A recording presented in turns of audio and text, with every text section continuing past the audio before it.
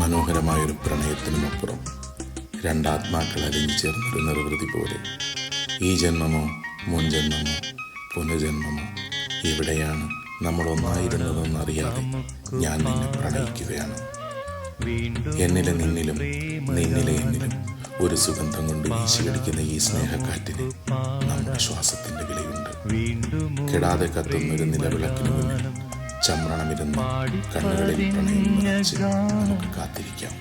പ്രാണനൊരുകും ഗാനം ഗാനം പാടാം, നമുക്ക് പാടാം വീണ്ടും ഒരു പ്രേമഗാനം.